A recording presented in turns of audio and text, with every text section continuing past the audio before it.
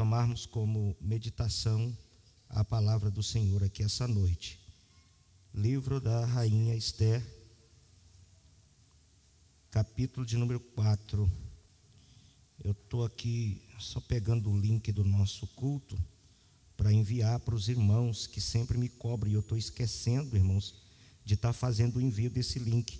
Há muitas pessoas que assistem o nosso culto de ensino, que participam e testemunham, né, o quanto tem sido edificante na vida dessas pessoas que estão nos ouvindo.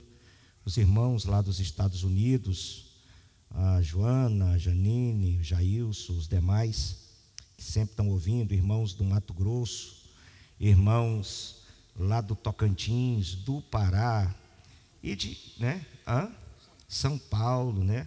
O nosso irmão Joemi, que também sempre está ouvindo aí o nosso culto. Para nós é uma alegria muito grande. E às vezes eu esqueço de enviar para esses irmãos o link do culto, mas eu estou começando a lembrar novamente, né? Para que eles possam compartilhar da bênção do Senhor. Enquanto alguns que estão tão perto, que moram aqui quase dentro da igreja, são tão negligentes com os cultos, são tão negligentes com essa responsabilidade. Há outros que estão longe, carentes, querendo, né, desfrutar de uma boa palavra, e graças a Deus, Deus tem usado aqui os obreiros dessa igreja para transmitir palavra verdadeiramente da parte de Deus para o coração dessas pessoas. Esther, capítulo de número 4. Os irmãos acharam? Encontraram aí? Esther, capítulo de número 4, versículo de número 12. Aliás, versículo de número 10.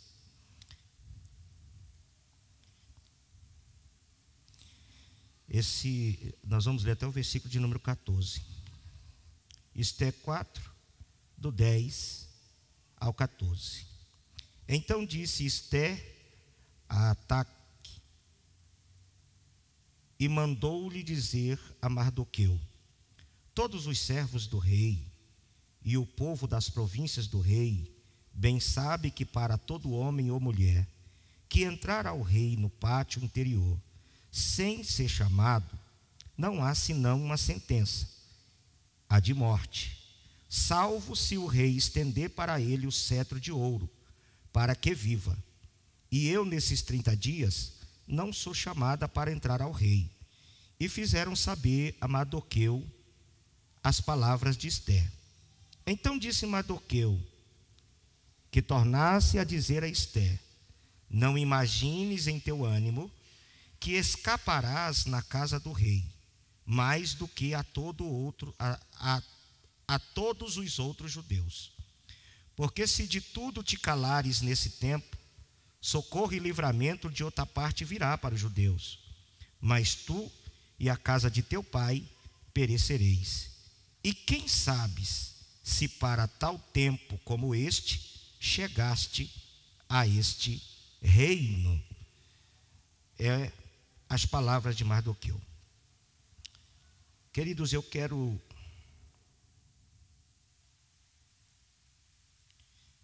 dizer aos amados irmãos que uma das histórias mais impressionantes da Bíblia é a história da rainha Esther. Muito extraordinária, de grandes lições. Todo cristão, por mais simples que ele seja em questão de conhecimento, conhece a história da rainha Esther. Todo cristão. A moça chamada Hadassa, criada por Mardoqueu, seu tio. A família de Esther morre e Mardoqueu assume a paternidade de Esther. E esses são levados cativos para o reinado da Babilônia. São conduzidos por Nabucodonosor, depois que invade o reino de Judá, o reino do norte, depois que destrói Jerusalém, queima tudo a fogo, e leva eles para as províncias de Babilônia. Da linhagem real vão para a capital, servir Nabucodonosor. E aqueles que eram mais pobres são espalhados em todas as províncias que faziam parte de Babilônia naquela época. E dentre essas famílias foi a família de Mardoqueu, que foi para Susã, né? E ali em Susã havia os reis que eram estabelecidos para cada província, os governadores, os prefeitos, e havia um rei ali chamado Assuero. Este rei resolveu fazer um banquete. Eu vou dar uma rápida informação da história para os irmãos entenderem a palavra que eu quero estar transmitindo ao coração de vocês. Então fique atento aqui para mim, tá bom? Porque Deus tem uma palavra para o nosso coração aqui essa noite. Então observe bem que eles são espalhados por várias províncias. E na província de Susã estava Mardoqueu com a sua família. O rei Assuero resolve fazer um grande banquete, chama os seus príncipes para esse grande banquete, para mostrar toda a sua grandeza, tudo que ele havia conquistado ali. E então, em um determinado momento da festa, ele pede que a sua rainha, sua esposa, a Vasti, ou Avaste, como alguém queira, a pronúncia não importa, e essa foi convidada para poder fazer parte daquele banquete do rei. O rei queria apresentar para os príncipes, para os seus comandados, a beleza da sua esposa, que era a rainha Vasti. Só que a Vasti também estava fazendo um banquete para muitas mulheres em um determinado lugar, e ela se recusou a apresentar-se perante o rei. Ela não quis vir, o rei chamou e ela recusou ir à presença do rei. Isso ficou muito mal, o rei ficou com vergonha, e então ele tomou conselho com os príncipes que estavam ali no seu banquete. E os príncipes então disseram: olha, rei, acontece o seguinte, essa história vai se espalhar, que o senhor chamou a rainha, e a rainha, além do senhor ser rei, é o seu marido. O senhor convidou ela para vir e ela recusou atender o seu mandato. Essa história vai se espalhar e todas as mulheres, tanto dos príncipes como das províncias, não vão mais se submeter aos seus maridos, não vão obedecer seus maridos, porque se a rainha não obedece o rei, né, as demais esposas também não vão obedecer seus maridos. Então nós vamos te dar um conselho: o senhor vai ter que restituir a rainha Esté do seu cargo, tira ela do cargo, e aí o senhor estabelece aí uma lei que toda mulher precisa ser submissa ao seu marido. E o rei achou bom aquele conselho.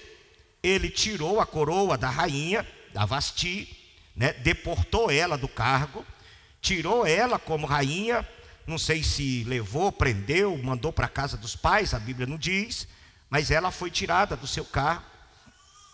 E então foi feito um edital, você vai ler isso no capítulo 1, que toda mulher no reino era obrigada a submeter-se ao seu marido. Passou um tempo, o rei, aquela cólera, aquela ira, aquele momento de raiva do coração do rei passou, e então eles perceberam que o rei estava triste e tinha saudade da Vasti, né? Que ele parece que estava pesaroso do que tinha feito com a Vasti. Então se proclamou no reino inteiro, em todas as províncias submetidas, parece que eram 120 províncias que reportava o rei Assuero, que todas aquelas províncias fossem escolhidas moças virgens, que viesse e estivesse diante do rei, para que o rei escolhesse uma nova rainha.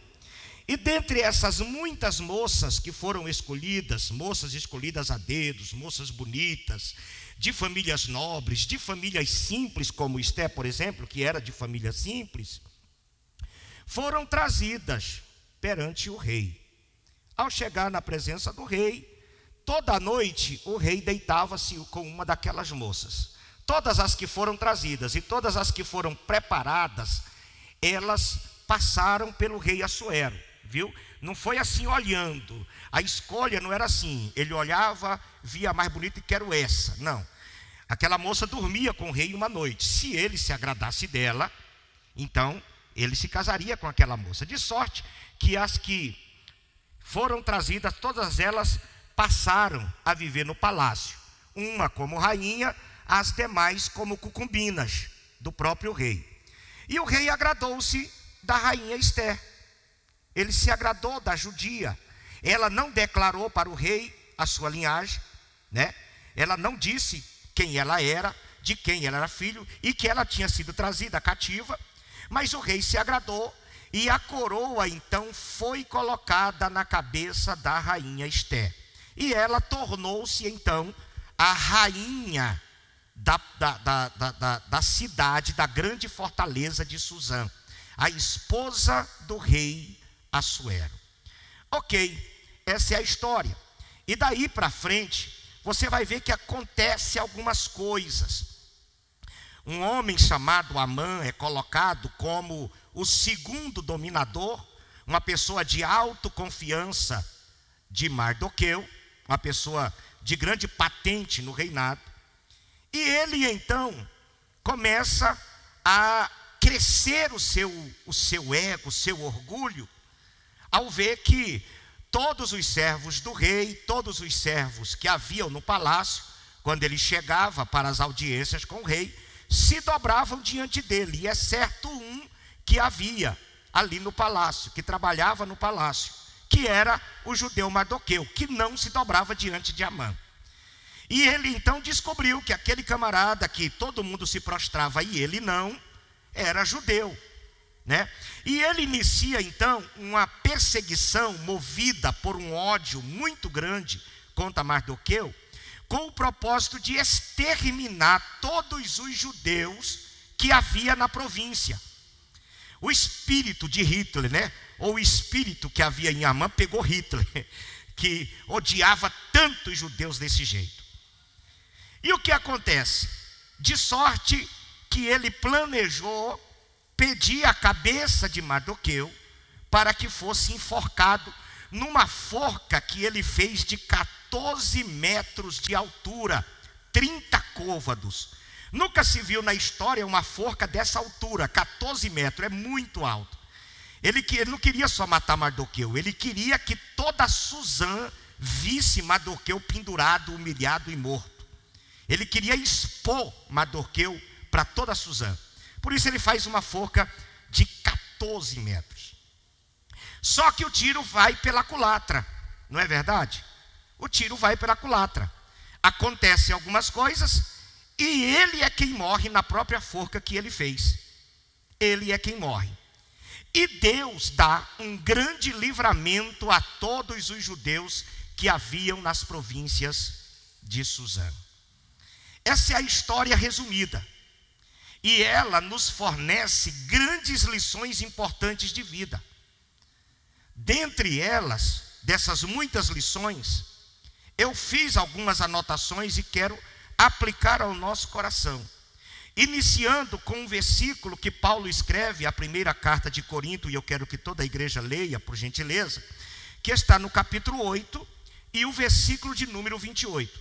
Primeira carta do apóstolo Paulo à igreja de Corinto, capítulo 8 e versículo 28. Subordinando a palavra dessa noite ao tema: Deus não improvisa e nunca é pego de surpresa. Vou repetir o tema da mensagem: Deus nunca improvisa e nunca é pego de surpresa. Você pode repetir esse tema? Vamos lá? 1, 2, 3. Deus nunca... Estou achando que vocês estão dormindo. Ou estão concentrados em alguma coisa que ficou em casa. A mensagem vai te abençoar essa noite, irmão. Às vezes a gente faz uma introdução assim, um pouco assim, mas é para você poder se concentrar no propósito da palavra. Porque tudo que não tem contexto vira pretexto de heresia. Então eu tenho que apresentar um contexto para os irmãos. Deus nunca é pego de surpresa e Deus nunca improvisa. Vamos lá?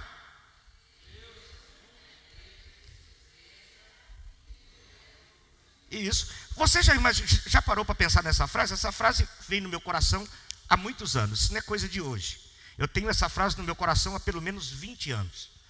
Deus nunca é pego de surpresa, em situação nenhuma. Tudo que já aconteceu nesse mundo nunca pegou Deus de surpresa. Deus já sabia de tudo que ia acontecer. Nada surpreende a Deus. E Deus nunca improvisa. Não é como nós, que quando somos pegados de surpresa, temos que criar um plano B. Deus não tem plano B. Deus só tem plano A. Amém, irmãos? Deus não tem plano B. Deus, por quê? O plano B é quando o plano A falha. Os projetos de Deus, os planos de Deus, os projetos de Deus jamais falham. Jó diz assim: eu sei que tudo sabes, e nenhum de teus propósitos podem ser impedidos. Esse é o nosso Deus, que nunca é pego de surpresa, e que em nenhuma situação jamais improvisa. Aleluia! Então, queridos irmãos, vamos ler Romanos, irmãos, não é 1 Coríntios não, perdão, coloca aí, Romanos, capítulo 8 e versículo de número 28, por gentileza.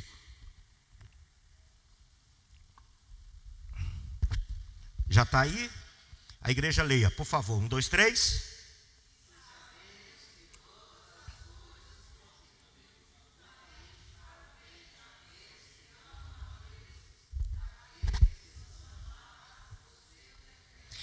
Quantos de nós não já recitou esse versículo? Quantos de nós não já falamos sobre esse versículo? Irmão, a gente sempre fala isso para alguém que entra em uma situação difícil, que está enfrentando um momento difícil, que acontece às vezes uma tragédia na vida dele, e você quer consolar essa pessoa que está vivendo esse momento difícil. Aí você diz: irmão, todas as coisas contribuem para o bem daqueles que amam a Deus. Só que quando isso acontece conosco, a gente esquece o valor que esse versículo tem. É muito difícil a gente viver esse versículo aqui, porque isso aqui implica espera, suportar, aguentar prova, certo? Então, a história da rainha Esther é uma prova viva para nós de que todas as coisas contribuem para o bem daqueles que amam a Deus e são chamados para o seu decreto. A história me ensina essa realidade. E a primeira dessas realidades é: tudo que acontece em nossa vida tem um propósito lógico. Vou repetir. Tudo que acontece na nossa vida tem um propósito lógico. O crente não vive para que as coisas aconteçam na sua vida de forma aleatória. Não existe coincidências na vida de um crente. Tudo que acontece na vida de um crente tem um propósito lógico da parte de Deus. Tudo que acontece na sua vida faz parte do plano de Deus na sua vida. Deus tem algo com essa situação. Deus tem algo com isso que você está vivendo. Há algum propósito de Deus diante desse momento talvez crucial e dolorido que você está vivendo. Existe um propósito divino. A gente só precisa aceitar e saber lidar com a situação. Observamos aqui o capítulo 1 de Esther, do verso 19 ao 22.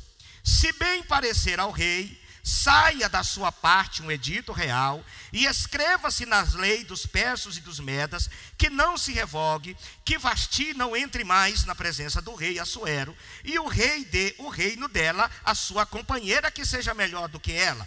E ouvindo-se o mandato que o rei decreta em todo o seu reino, porque é grande, todas as mulheres darão honra aos seus maridos, desde a maior até a menor.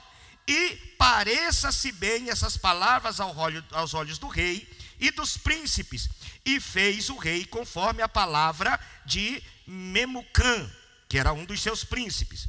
Então enviou cartas a todas as províncias do rei, a cada província segundo a sua escritura, e a cada povo segundo a sua língua, que cada homem fosse senhor da sua casa, e que isso se publicasse em todos os povos, conforme a língua de cada um. A princípio, você começa a ler essa história, e você vê esse contratempo dentro da casa de Assuero. E você vê esse príncipe se levantando, dando esse conselho, e a rainha Vasti sendo deportada, sendo destituída do seu cargo. E você pensa que isso era só uma consequência por causa da desobediência de uma mulher. Só que não era. Se você ler toda a história, você vai ver que esse negócio dessa rainha ser tirada do cargo era uma providência de Deus para salvar o seu povo. Aqui você começa a entender que Deus conhece o futuro. Que Deus sabe exatamente o que vai acontecer com você daqui 10 anos, daqui 5 anos, daqui 1 hora. Deus conhece o futuro, Deus conhece sua vida. Você está como alvo dos olhos de Deus. E Deus conhece que o que vai acontecer com você pode ser uma coisa terrível. Então Deus começa a trabalhar de forma antecipada para poder te livrar. Aleluia. Haveria um edito que mandaria matar todos os judeus, e que os judeus seriam massacrados de forma covarde. Então Deus agora está trabalhando de forma antecipada para que quando chegar o momento desse edito, ele tenha uma resposta para o seu povo. Aleluia! Deus trabalha de forma antecipada. Então tudo o que acontece em sua vida tem um propósito lógico. Tudo. Eu não sabia disso até um dia que quase aconteceu uma tragédia na minha vida. Eu não sabia disso. Eu pensava que às vezes certas coisas aconteciam para nos atrasar, para nos prejudicar. E tem coisa que aparentemente parece um prejuízo, mas quando chega lá na frente, você vê que é lucro. Eu estava vindo de uma viagem, e eu sempre fui muito categórico quando eu estou viajando. Impaciente, não gostava de parar, não gostava de ir em posto, não gostava de ir em banheiro. E eu estava vindo com a família. E eu estava muito apertado, e eu tinha uma raiva de andar atrás de caminhão. De sorte que eu queria passar tudo quanto era caminhão que vinha na minha frente. E eu estava vindo na BR-153, e naquela época ela não era duplicada. E eu tinha passado uma fila grande de caminhão. E eu vinha na cola de um outro camarada, doidinho para passar ele não deixava. Eu tentava de cá, ele fechava, eu tentava de cá, ele fechava. E eu naquela agonia, a Edna com raiva. E de repente o Samuel começou a querer ir no banheiro, querer ir no banheiro, querer ir no banheiro. E ele me perturbando. E a Edna para, não, fala para ele aguentar. Onde é que eu queria parar? Eu estava ainda antes de Goiânia, eu morava em Piracanjuba. E eu não queria parar para o menino ir no banheiro. Eu estava na minha cabeça que ele aguentava segurar até chegar em Piracanjuba. E aí quando começou a me perturbar demais, com raiva, com muita raiva, eu parei em um posto para o Samuel ir no banheiro. Ele era pequenininho, não sei se ele lembra disso. E eu com raiva daquele cara que não queria, eu queria passar aquele camarada. E quando eu parei, eu já pensei logo, meu Deus do céu, lá vai vir aquela rinca de caminhão, vai passar, e eu vou ter que passar aqueles caminhão tudo de novo. Essa foi o meu pensamento. Parei, Samuel foi no banheiro, enrolou, porque Edna também foi, aí Lissama também quis ir. Aí eu com raiva também fui. E aí peguei o carro contrariado, porque eu achei que tinha atrasado a minha viagem, eu queria chegar em determinada hora e não cheguei, e eu toquei o barco, pá, e apertei o carro mesmo para chegar, irmãos.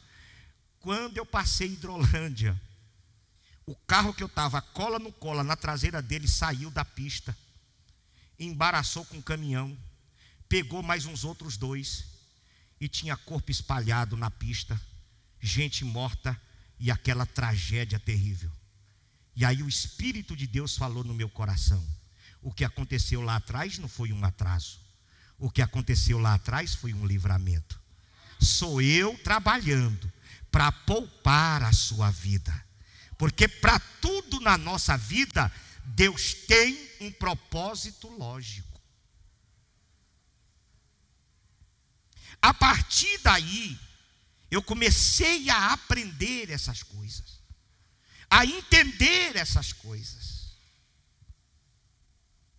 E aqui nós estamos vendo uma rainha sendo deportada, sendo tirada, perdendo a sua coroa, para que uma moça pobre, de uma província pobre, de uma família pobre, estrangeira, entra no palácio e se torne a rainha daquelas 120 províncias. E o que está acontecendo aqui? Trabalhar de Deus, ação divina, Deus trabalhando de forma antecipada. Por quê? Porque Deus não improvisa e nunca é pego de surpresa. Quando você pensa que uma coisa está acontecendo, Deus já vem trabalhando nisso há muitos anos.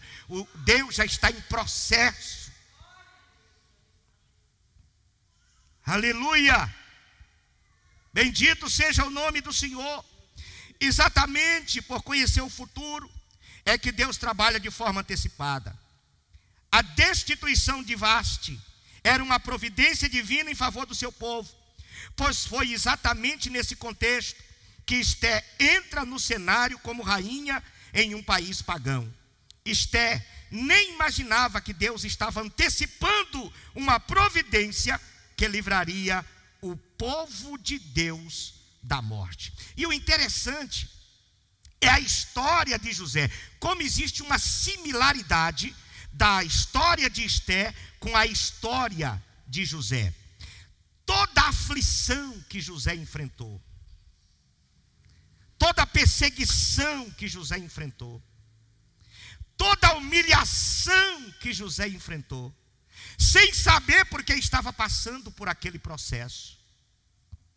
Não imaginava por que seus irmãos levantou contra ele, por que tentaram matar ele dentro daquela cisterna, por que seus irmãos venderam ele como escravo, por que quando chega na terra do Egito, que ele parece que vai se recuperar de tudo que viveu dentro da casa do pai, parece que ele vai se recuperar de tudo que ele passou como um processo doloroso, ele agora é acusado de estuprar a mulher de seu senhor, é encerrado na prisão de forma injusta, em um julgamento injusto. Irmãos, olhe para mim, 12 anos preso, sem ver a luz do sol, porque as prisões do calabouço eram debaixo dos palácios. A pessoa não via a luz do sol, a pessoa era mal alimentada, a pessoa aonde dormia fazia suas necessidades fisiológicas, não tinha banheiro, convivia num lugar que parecia um chiqueiro. Quem aguentaria tal prova? Quem suportaria tamanha covardia? Um jovem que chega no Egito com 18 anos de idade e tem que passar preso. Parece que, olha, meu Deus, tudo está contra mim. Não fui feliz na casa de meu pai, fui traído pelos meus irmãos, fui vendido, minha patroa mentiu a meu respeito e agora eu vou morrer. Ele ia morrer naquela prisão. Tinha tudo para entrar em depressão, não tinha? Nós não estamos vivendo época que as pessoas entram em depressão por tão menos.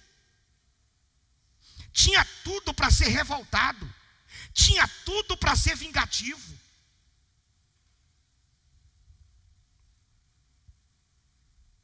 Mas você vai ver um menino fiel a Deus. Mas você vai ver um menino que não perde a esperança em Deus.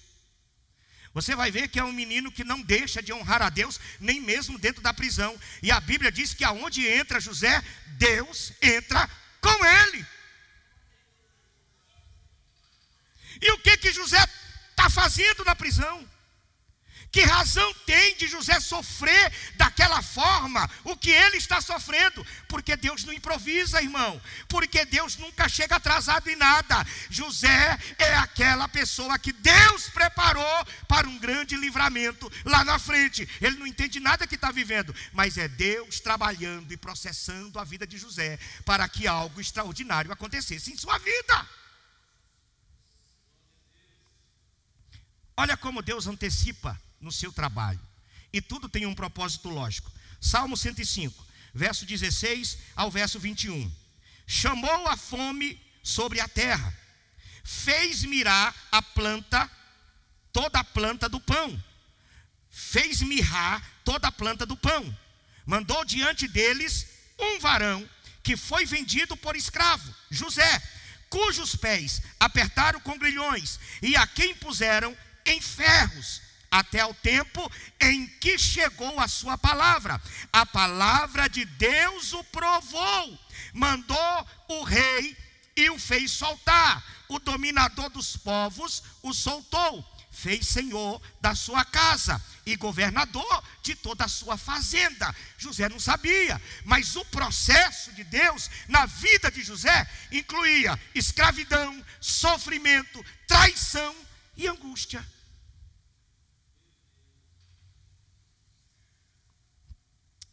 Oh Senhor, por que eu sofro tanto?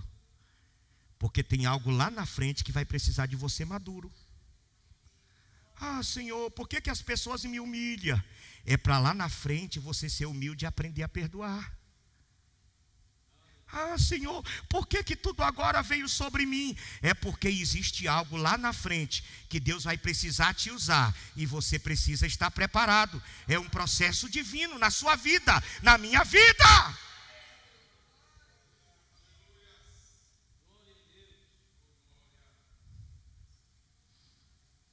A irmã Lívia contou que Deus fez com que ela ficasse doente para entrar no hospital e ganhar uma alma para Jesus. Se ela não fica doente, ela não ia no hospital. E se ela não vai no hospital, a alma morria sem Jesus. Tem hora que Deus nos coloca em situações porque Ele quer fazer alguma coisa.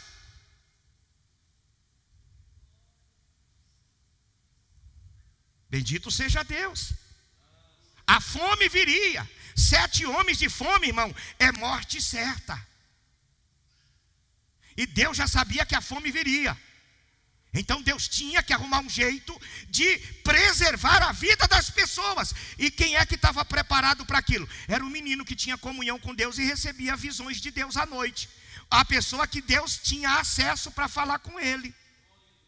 Deus quer falar com alguém, mas ele está trancado por causa disso, por causa daquilo. Então ele acha alguém que libera a sua vida para Deus falar. E essa pessoa, Deus escolhe para algo grande. Glória a Deus.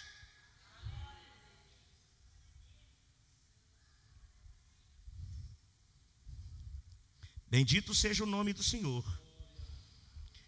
Nós precisamos aprender essa verdade. Tudo que acontece tem um propósito definido. Nada acontece na vida sem que haja um propósito de Deus. Até mesmo quando ainda somos incrédulos. Deus tem o controle de todas as coisas e nada foge do controle de Deus. Nada foge do controle de Deus. José entendeu isso. Quando ele decifra o sonho do Todo-Poderoso, você vê, irmãos, observa, que até para tirar José do Egito, Deus fez com que 2 empregados do rei fossem presos junto com José. O copeiro e o padeiro. Se aqueles 2 homens não entram na prisão, o rei nunca ia saber que José estava ali. E quem era José? E os 2 têm sonho. Um sonha que o cesto de pão está em sua cabeça e as aves descem e comem do cesto do pão. O outro sonha que a taça de Faraó estava à sua mão cheia. E eles contam o sonho para José. Na verdade, eles estão tristes ali, preocupados e tal. José pergunta qual é o motivo da tristeza. Eles contam porque é. Aí José diz, então conta o sonho aí. As revelações não são para Deus? Não é Deus que revela? Conta para mim o sonho. E eles contaram. E José era terrível, irmão, porque José até mesmo não inventava nada. José falava a coisa dentro da bucha. Ele disse: ó, copeiro, você que viu aí o padeiro, você que viu o cesto de pão na cabeça e as aves comendo, você pode colocar aí a barba de boi, porque o rei vai tirar a tua cabeça, você vai morrer. Aí você é enforcado. E eu que estava com a taça, o rei vai restituir o seu cargo. Quando você chegar lá, lembra de mim. Fala que eu estou aqui de forma injusta. Conta para o rei ao meu respeito. Só que a Bíblia diz que ele foi e se esqueceu de José. Até que o rei teve um sonho e ninguém no reinado sabia interpretar o sonho do rei. Aí o copeiro disse: agora me lembro dos meus pecados, ó rei. E quando o Senhor foi misericórdio para comigo, lá na prisão eu achei um rapaz, e esse moço, nele tem o espírito dos deuses, e ele revelou tudo o que ele disse foi verdade. Traz o moço.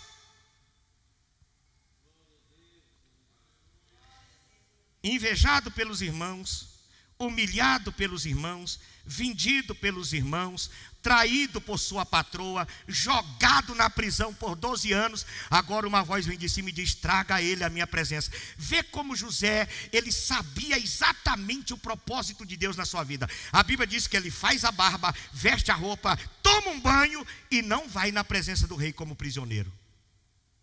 Ele não vai como prisioneiro, ele vai arrumado, bonito, como que dizendo: nunca mais eu volto para aquele lugar. O tempo de Deus na minha vida chegou.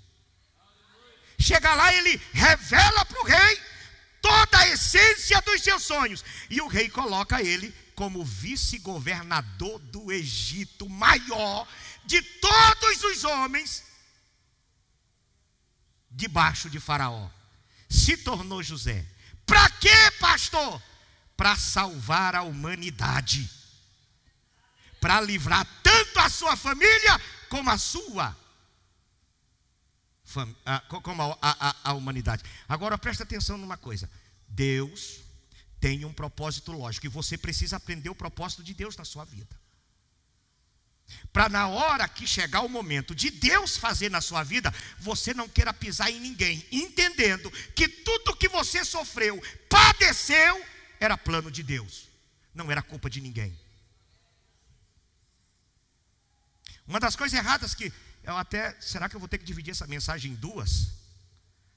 Uma das coisas erradas que acontece na igreja é aquela questão daquele crente que fica emburrado: irmão, não vou para essa igreja mais não, porque fulano pisou em mim, me humilhou, não sei o quê.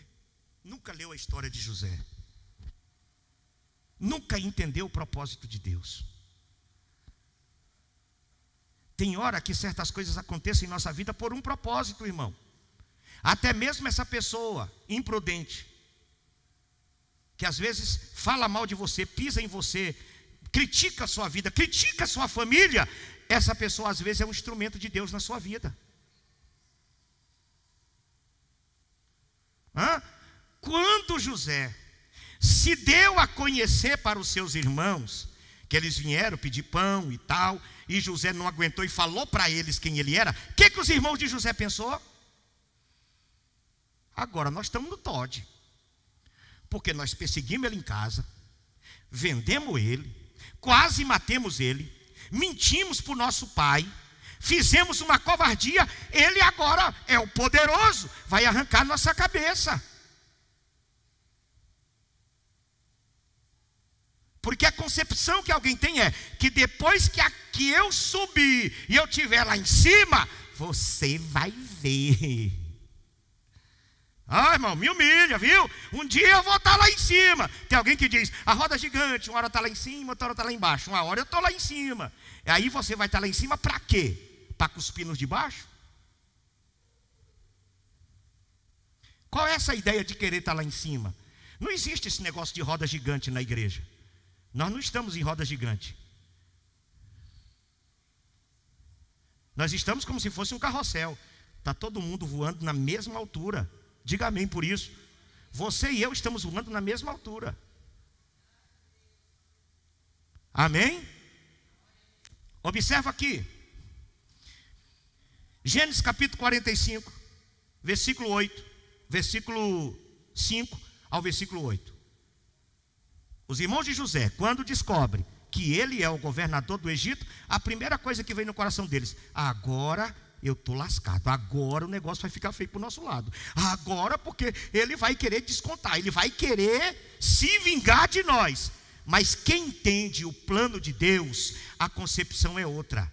Quem entende que a sua vida é regida por Deus, até mesmo nas aflições que você vive, é vontade de Deus na sua vida, a sua atitude é diferente, não é como as dos demais. O que diz aqui?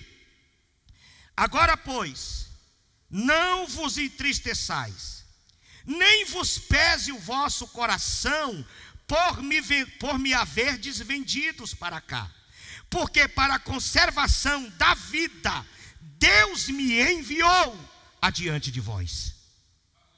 Mas não podia ser de outro jeito? Não, o jeito era aquele.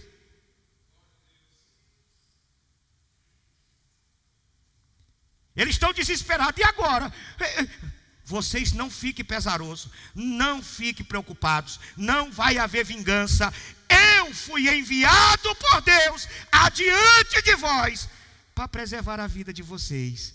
O mal que vocês me fizeram foi um bem, porque agora eu posso salvar a vida de todos vocês, meus irmãos. Foi Deus. Foi Deus que fez você ter ódio de mim. Foi Deus que fez vocês me vender. Foi Deus que fez vocês querer me matar na cisterna. Não era vocês, era Deus. Entender isso é coisa difícil para nós, mas está aqui, está na Bíblia. Deus está nos mostrando essa realidade.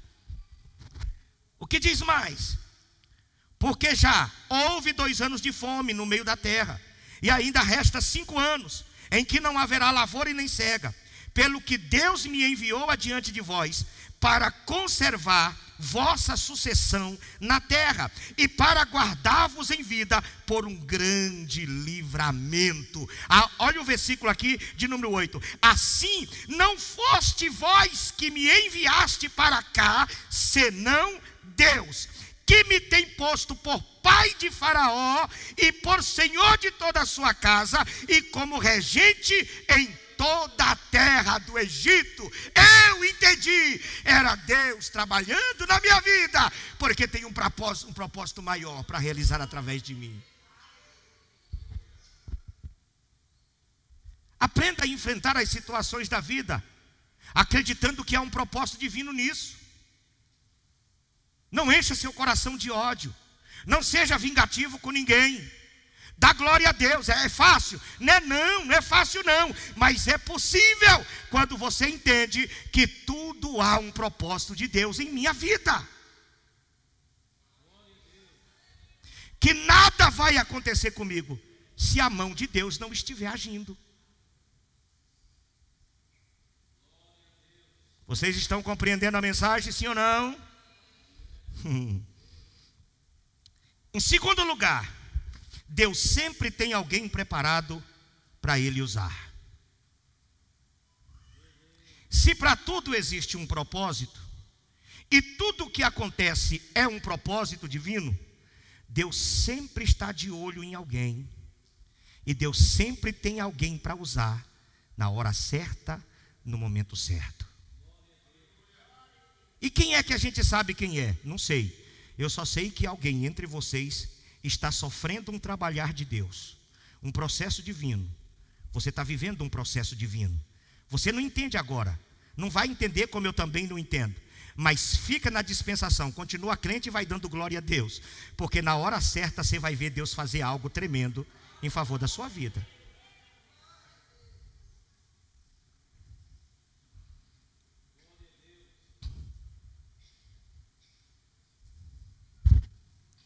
Quando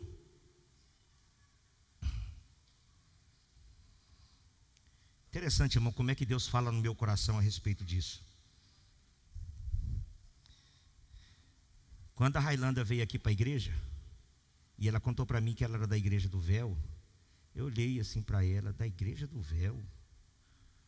Não vai ficar aqui não, não dá conta não. Tá bom. E foi passando os cultos e ela gostando, passando os cultos e ela gostando, passando os cultos e ela gostando. E eu olhando e dizendo: qual o propósito, Senhor? Qual o propósito? Qual o propósito? Qual o propósito? Agora eu já sei.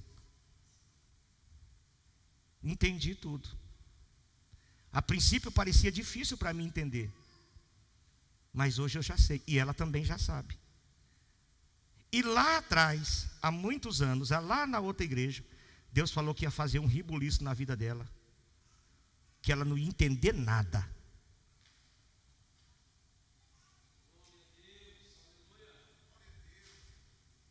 Há alguém aqui nessa noite que foi marcado por Deus para algo grande. Há alguém aqui nessa noite que Deus marcou, aleluia, para algo grande. E você tem que entender o processo.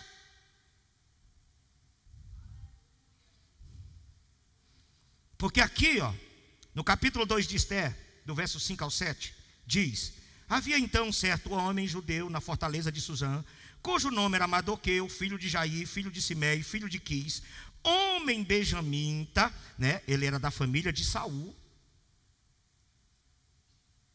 Não, Benjamim era da família de Saul, não, perdão, desculpa. Da família de Saul era Efraim. Eu vi o nome Quis aqui, Benjamim, e confundi com um homem da família dos benjamitas, que era a tribo que fez junção com Judá para formar o reino do norte, que fora transportado de Jerusalém com os cativos que foram levados com Jeconias, rei de Judá, com o qual transportava Nabucodonosor, rei da Babilônia.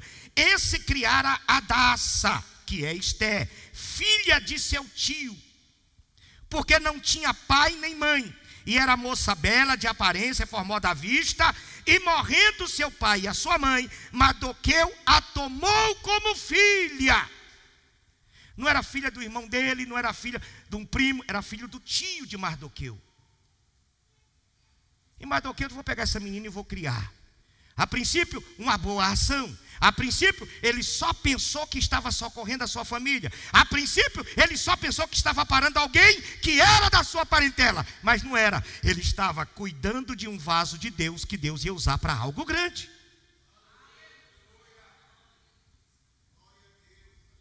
Porque tem hora que a gente faz determinadas coisas sem saber por que está fazendo. E é Deus. Presta atenção numa coisa interessante.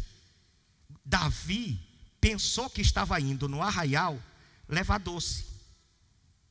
Viu, Cláudio? Na cabeça de Davi, ele estava levando uma merenda para trazer notícia. Na cabeça do pai do Davi, estava mandando um mensageiro para trazer notícia. Na cabeça dos irmãos de Davi, era um menino que veio trazer merenda na hora do lanche e precisava voltar para casa urgente. Na cabeça de Davi era isso, mas na cabeça de Deus era a ferramenta separada para derrubar o Golias. Davi achou que estava levando queijo, mas Deus estava levando o homem que Golias já tinha 40 dias pedindo: me dá um homem, me dá um homem. Deus disse: eu tenho um homem separado lá no campo, eu vou mandar ele. Vai lá, Davi. Era o homem que Deus mandara para derrubar Golias. Às vezes você vai em determinado lugar pensando que é para uma coisa, e há um propósito diferente de Deus em te levar naquele lugar. Aleluia. Glória a Deus.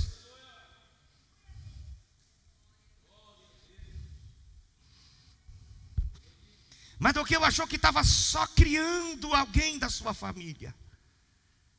Mardoqueu pensou que estava apenas amparando alguém que tinha ficado órfão na sua casa. Mardoqueu não sabia que quando ele foi pegar aquela menina, ela era a ferramenta que Deus preparou para ser a rainha de Suzã e o pivô para livrar o seu povo da matança. Deus trabalha antecipado. Glória a Deus, eu me emociono quando eu vejo o trabalhar tão lindo de Deus na vida do seu povo. Essa verdade me ensina que Deus nunca vai improvisar diante das circunstâncias. Ele sempre tem uma arma secreta para cada ocasião. Esté era a pessoa certa para a hora certa que Deus já havia moldado na casa de Mardoqueu.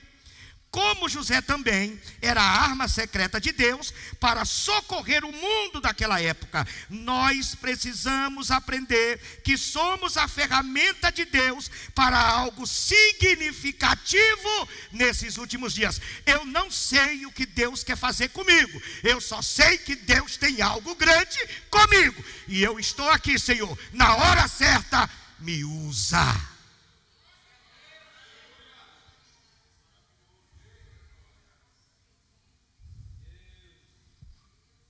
Põe a mão no coração e diga: eu. Vocês têm que ter mais fé. Diga: eu sou a arma secreta de Deus. Você crê nisso?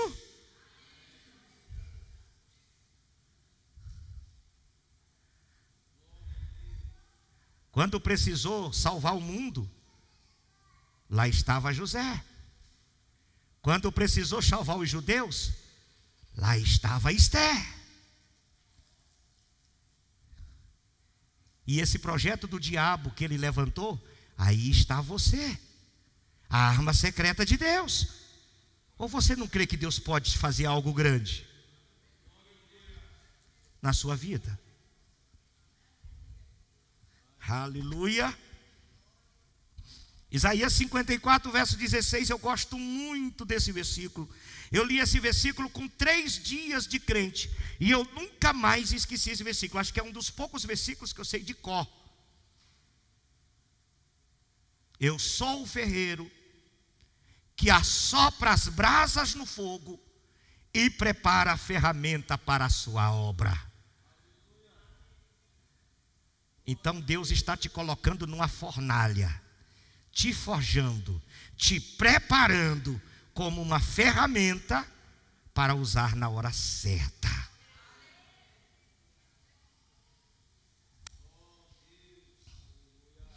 Aleluia. Para libertar Israel do Egito, Deus tem um Moisés. Para conquistar a terra de Canaã, Deus tem um Josué. Para matar o gigante, Deus tem o Davi. Para abrir as fronteiras da evangelização do mundo, Deus tem Paulo. Para preservar a integridade do evangelho no século 21, isso aqui é uma profecia que eu recebi em casa, Deus tem você. A ferramenta de Deus para ser significativo nos dias que nós estamos vivendo. Deus sempre tem alguém para fazer algo grande à sua disposição. E quem é que está aqui à disposição de Deus? Deixa eu ver, diga glória a Deus. Lições que eu aprendo no livro da rainha Esther. Mas tem mais coisa boa aqui que eu preciso dividir com vocês. Em terceiro lugar, Deus sempre tem o momento certo para agir. Deus sempre tem o momento certo para agir. Preste atenção aqui, vou para a história. Um certo momento da história, a Bíblia diz que Mardoqueu estava na porta do palácio e viu quando 2 servos do rei comentavam entre si uma ação para matar o rei quando entrasse na presença do rei. Mardoqueu escutou os 2 conversando. Nós vamos fazer assim tal, e nós vamos pegar o rei, nós vamos matar o rei tal. Era um plano para assassinar Assuero. E o Mardoqueu está ali na porta, escuta a conversa. E o Mardoqueu conta para alguém que leva a notícia para o rei. Escuta, presta atenção. O rei descobre a farsa e manda matar os 2 servos. Eles morrem. Mas Mardoqueu não é honrado, nem agradecer o rei vai para Mardoqueu, nem diz obrigado. Chegou a conversa, matou os empregados, o rei continuou vivo, Mardoqueu continuou lá na porta. E o tempo passa. E o tempo passa. Chega o dia que Amã vai lá e pede a morte dos judeus. O rei, como gostava de Amã, assina o decreto. do dia certinho em que todo judeu seria morto e os seus bens seriam tomados. Irmãos, ia morrer milhares. Era muitos judeus que tinha naquela província espalhado. E o Amã vai para casa feliz, alegre. O edito está aqui.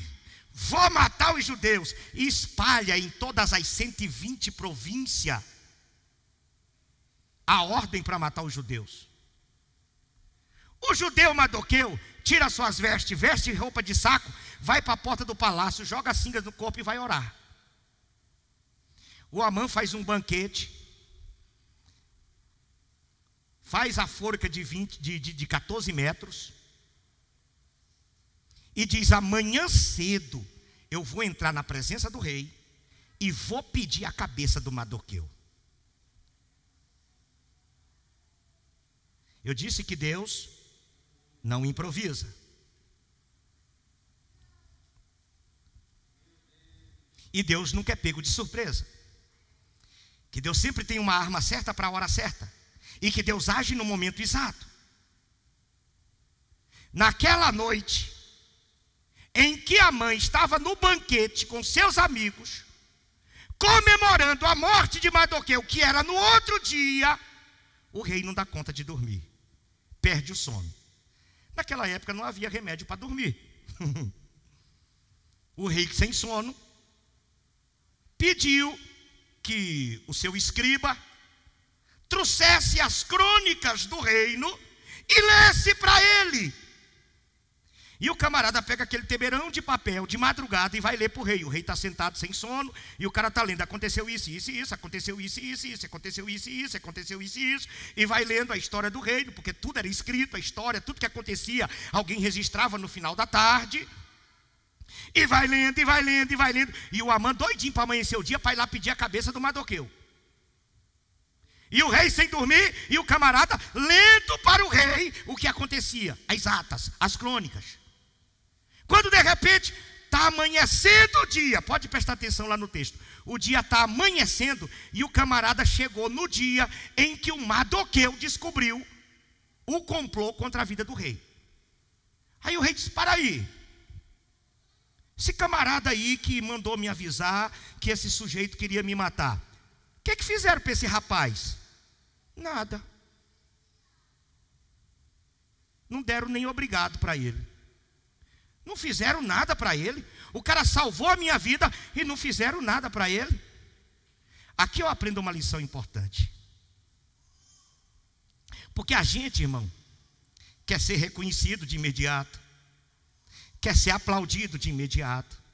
Tudo que a gente faz, a gente quer agradecimento. É verdade ou não é?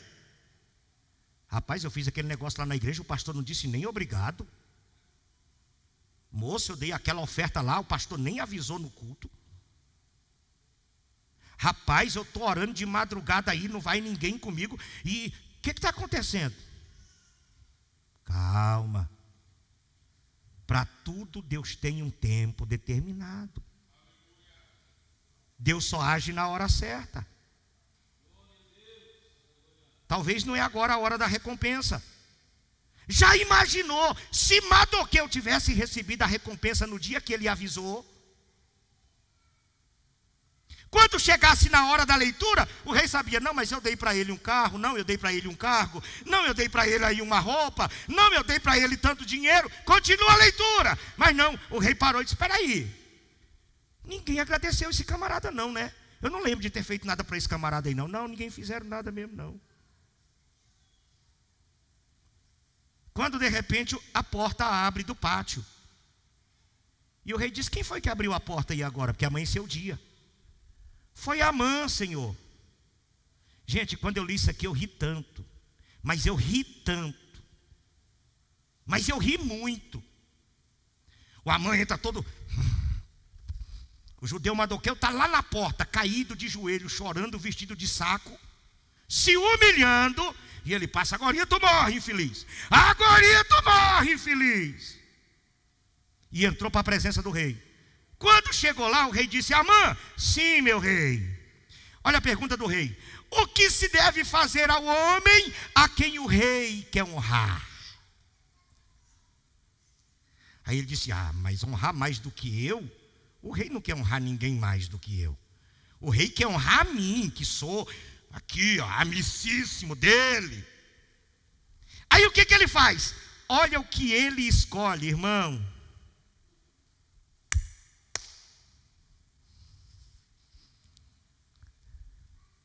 Teu Deus não dorme.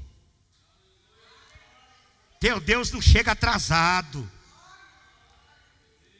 Aleluia! Teu Deus conhece a tua necessidade. Espera na hora certa. O agir de Deus virá sobre a tua vida. Você só tem que acreditar. Te mandar calabaxandaraia. Amã, o que eu devo fazer a um homem que eu quero honrar muito?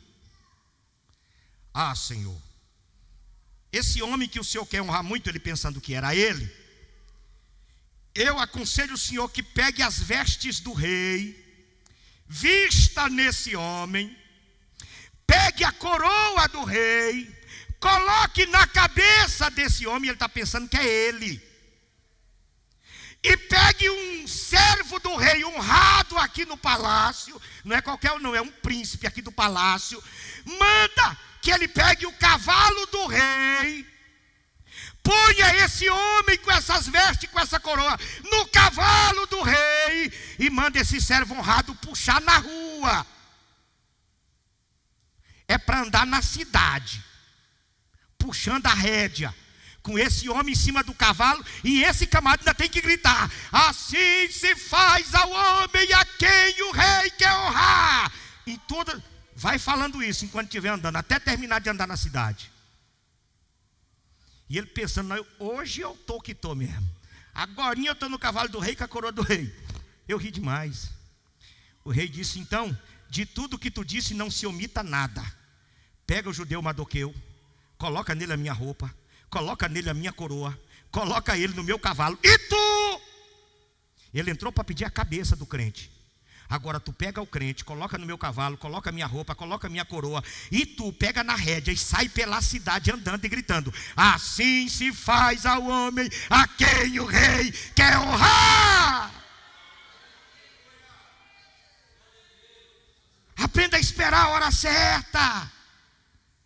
Entenda que o teu Deus conhece todas as coisas.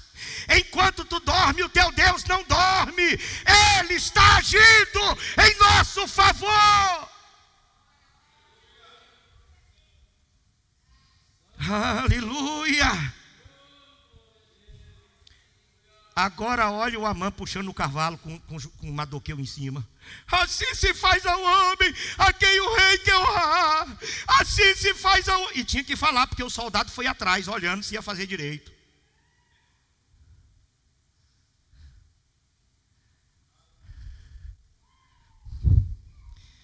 De tudo que Deus faz na nossa vida com um propósito definido, Ele sabe a hora certa de fazer as coisas acontecer na sua vida.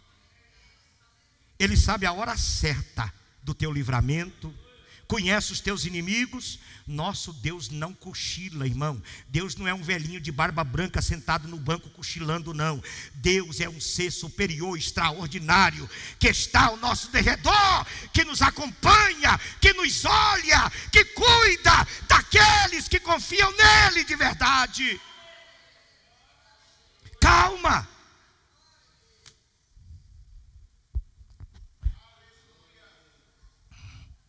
Glória a Jesus.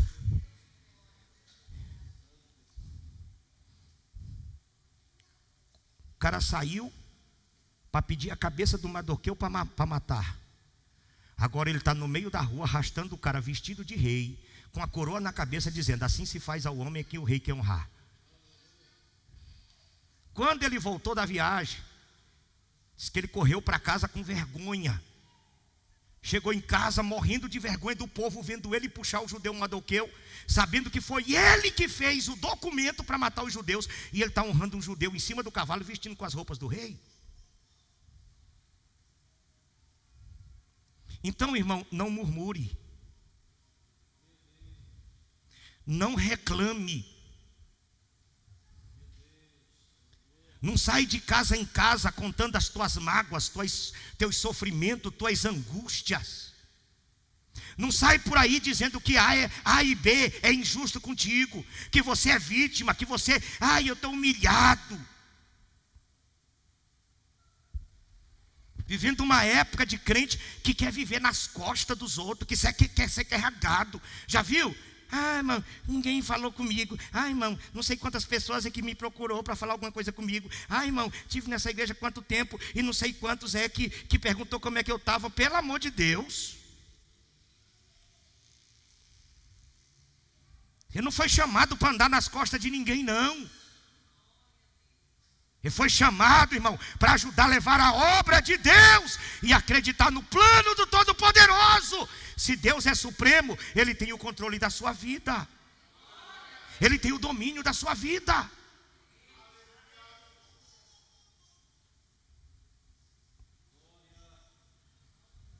Volto de novo ao que eu li no princípio de Romanos 8, 28. Todas as coisas contribuem para o bem daqueles que amam a Deus e são chamados pelo seu decreto. O que está acontecendo contigo é Deus. É Deus que está trabalhando, vai dando glória, suporta, aguenta, que daqui a pouco você vai ver o agir de Deus.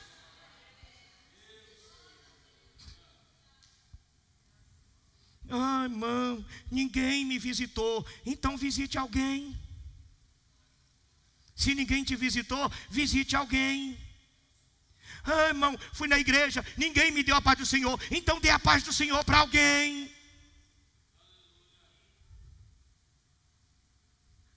Vamos acreditar no plano divino. Vamos crer que Deus tem o domínio da nossa vida. Vamos acreditar que na hora certa Ele nos coloca no lugar certo para a glória do seu nome. Aleluia. Glória a Jesus.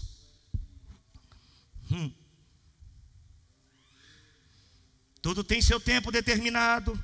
E há tempo para todo o propósito debaixo do céu, diz Eclesiastes capítulo 3, verso 1. Aprendamos essa verdade. A hora da tua vitória vai chegar. Não tenta querer pegar a tua vitória antes da hora. Não tenta querer atropelar o processo divino. Você viu a precipitação de Sara no que deu? Deus não disse que ia dar um filho para ela e para Abraão, sim ou não? Passou 25 anos. Aliás, não foi 25 anos, o menino já estava com 13. Passou, quantos anos passou, hein? Coloca aí. O que é que ela faz? Pega a criada, dá para o marido como esposa. E quer ter filho de uma criada. Tentando ajudar a Deus na sua promessa. Atropelando o tempo de Deus. Não atropele o tempo de Deus. Vai ter prejuízo. E prejuízo que às vezes seja irreparável. Sabe o que culminou na precipitação de Sara? A criação dos povos árabes. Piores inimigos dos judeus. A maior religião do mundo. Que até hoje vive em conflito com os israelitas, com os judeus. Irmão brigando com irmão. Por quê, pastor? Porque alguém se precipitou. A sua precipitação pode provocar um prejuízo que às vezes pode ser irreparável. Se Deus disse, confia. Se foi Ele quem falou, irmão, Deus não mente. Aleluia.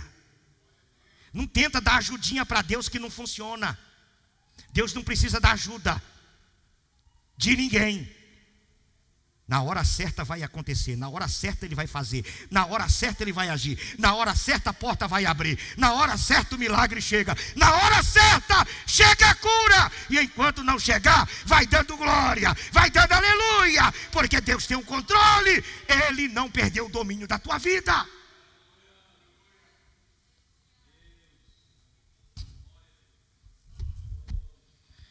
Aleluia.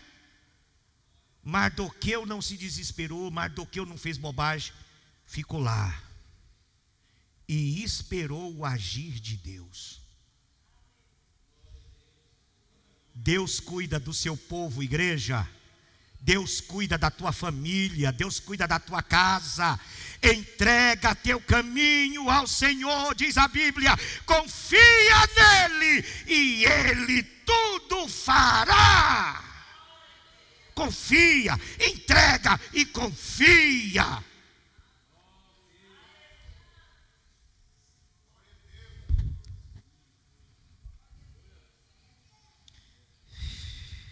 Olha, para encerrar aqui, o quarto tópico eu coloquei assim, olha como é que a minha cabeça anda. O quarto tópico é assim: se você se calar, as pedras vão clamar. O que Jesus quis dizer com isso? O que Jesus disse para nós é que aquilo que é imposto para nós como responsabilidade, nós precisamos fazer. Porque se nós não fizermos, coisas inferiores a nós farão.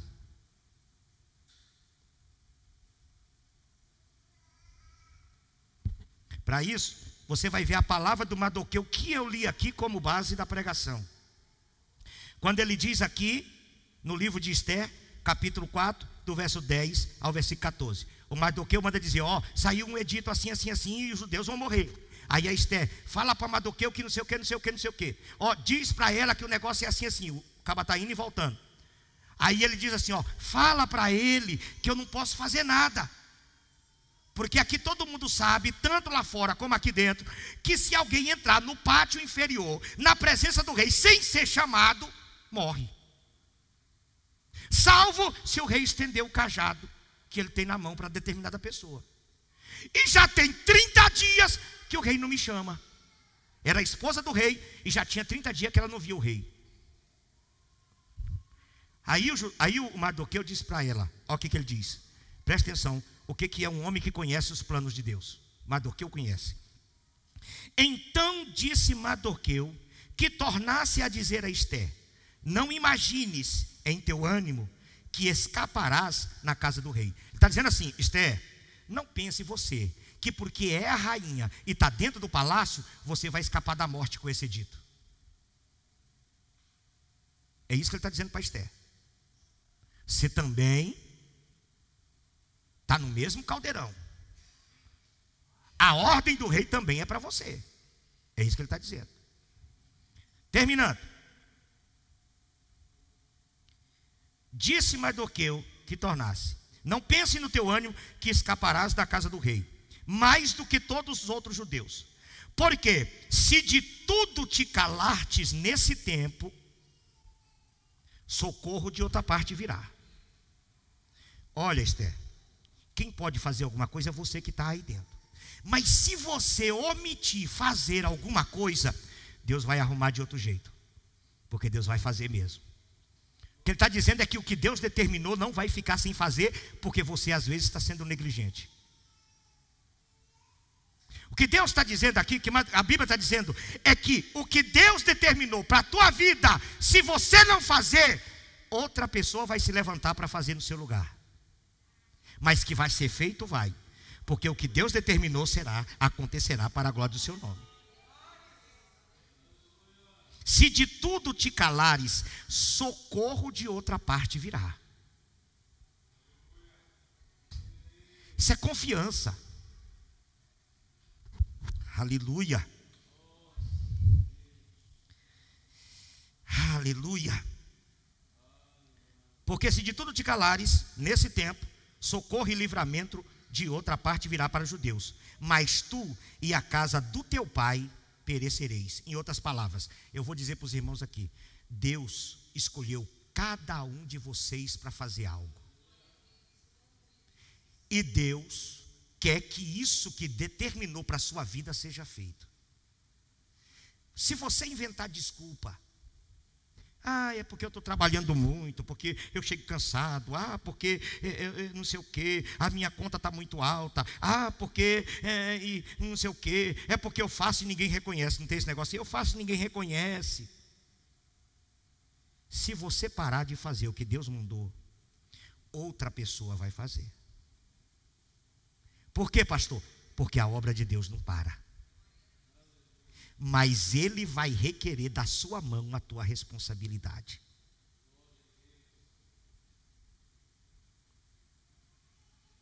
Não pense você que com as suas muitas razões que você acha que tem, vai ser justificável diante de Deus você ser negligente com a obra do Senhor, em todos os aspectos aqui. E eu não tenho tempo para falar sobre isso.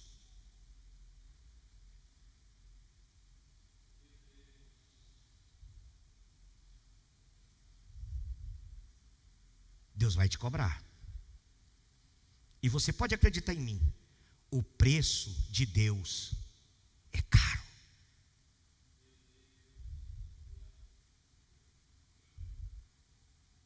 Aquela ideia de dizer assim, o que Deus determinou para você fazer, outro não faz, é conversa para boi dormir. Se você recuar, Deus vai usar alguém para fazer. Talvez não faça com a excelência com que você tem capacidade de fazer. Talvez não faça na mesma velocidade com que você é capaz de fazer. Mas Ele vai fazer. Porque a obra é de Deus. Mas da tua mão Deus vai requerer toda a tua negligência. A parábola dos talentos mostra essa verdade. Todos nós aqui temos talento. Não pense você, pastor, eu sou membro de banco. Também é conversa para boi dormir. Não existe membro de banco, existe membro do corpo de Cristo. O meu corpo está cheio de membro. E nenhum desses membros que eu tenho no meu corpo, ele está aqui como corpo estranho. Todos eles contribuem para o bom andamento desse organismo chamado corpo. Até o dedinho do meu pé, que quase não mexe, ele é importante para o equilíbrio do meu corpo.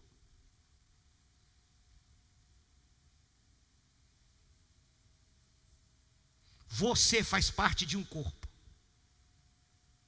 E precisa trabalhar para o bom andamento e o crescimento desse corpo. Aleluia. Ou você tem 5 talentos, ou você tem 3 talentos, ou você só tem 1.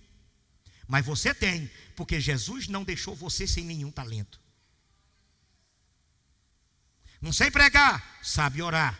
Sabe vir para o ciclo de oração, sabe vir para a oração das 5 da manhã, sabe vir para a vigília, sabe ir na casa de alguém, fazer um culto de intercessão, de oração. Você sabe orar. Ou você sabe cantar. Ou você sabe aconselhar. Ou sabe trabalhar na porta, ou sabe trabalhar na sonoplastia, ou você sabe auxiliar aqui com um copo da água para algum obreiro beber. Alguma coisa você sabe fazer. Deus te deu alguma coisa para fazer. E se de tudo você se calar, ser negligente, alguém será levantado para fazer em teu lugar. Mas o talento que Deus te deu, Deus vai requerer da tua vida. E no capítulo 25 de Mateus, a partir do versículo 24, quando fala daquele homem que recebeu um talento, que ele chegou e disse, você rapaz, pegou o meu talento e enterrou. Qual foi a sentença para o homem que enterrou o talento? Foi lançado nas trevas exteriores, aonde ali haverá pranto e ranger de dente. Aonde que esse homem foi parar? O de um talento? No inferno. Leve para o seu coração essa verdade aqui. Um dia você vai se encontrar diante de Deus, e Deus vai requerer de você a responsabilidade que Ele te entregou. Para mim você pode inventar desculpa o tanto que você quiser, pode até entregar o cargo. Pastor, eu vou entregar meu cargo porque não sei o quê, porque não sei o quê, e bota aquele monte de desculpa. Ok, eu recebo o cargo que eu te dei, tá tudo bem, vou colocar outra pessoa para fazer aquilo que era para você fazer. Agora fica tranquilo, um dia você vai se encontrar com quem te deu esse talento.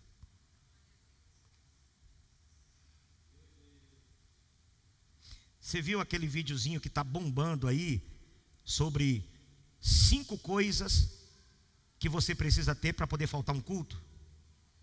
Primeiro, você tem que estar mais doente do que Jó para faltar um culto, porque Jó naquela situação ainda foi para o culto. Segundo, tem que estar mais velho do que Matusalém. Lembrei do Joel.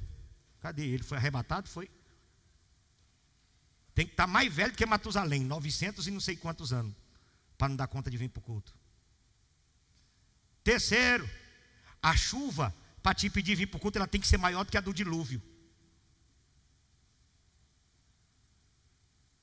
Qual que é as outras duas que eu esqueci?